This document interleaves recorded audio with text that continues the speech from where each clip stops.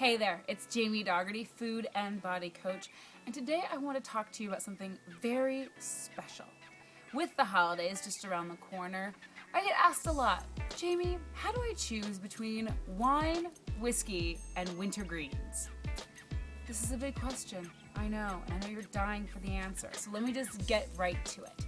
Whenever we're in a party situation, often we can go for wine or whiskey as a way of coping, right? When our mother-in-law is driving us crazy or our father says something again about the way we look in our jeans, it's like, oh my God, give me the alcohol.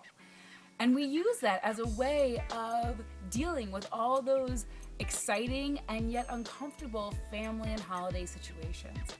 So here's how you can really figure out whether or not you should be drinking wine or whiskey or going for your wintergreens during those difficult times. Figure out whether you are eating or drinking out of celebration or out of coping, right? Because many times out of celebration, again, it's just about joy, it's about fun, it's about lightness. Whereas coping, we sometimes think it's celebrating, but really it's about numbing out. It's about forgetting about what's going on or trying to put yourself in a different situation because things are getting really uncomfortable between family members or friends. And that can look like celebrating because you're drinking, but it's a very different kind of physical experience. So here's how you know the difference.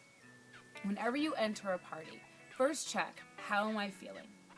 If you're feeling nervous, if you're feeling anxious, if you're feeling a little fearful about what might happen that evening and you make a beeline for the bar, that's coping. And you don't want to do that. You don't want to eat or drink out of coping ever. Ever.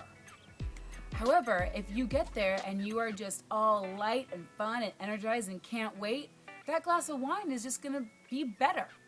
Make sure you have it with a side of wintergreens, right? A little bit of kale, a little bit of chard. They're a beautiful food pairing. You'll love it. That is really the key. Finding out celebration versus coping and making sure that if you find that you're in a coping situation, asking yourself, how can I change this? How can I feel differently about this situation? And really give yourself the space to do a bit of a mind flip right there, versus letting the wine and the whiskey get out of control, waking up the next morning with a huge holiday hangover and saying, why? Why did I do this again? So here's what I want to know from you. Where do you find yourself either celebrating or coping? And how do you normally deal with it? I want to know. Tell me on the blog below. And if you do know that this is something that you kind of struggle with maybe too much wine, too much whiskey, not enough wintergreens, join me for my frickin' rad fall cleanse call that's coming up October 17th. This is not a call you can miss if you've ever had a drink out of the need to cope. All right? I cannot wait to see you on the call, and I'll talk to you very soon.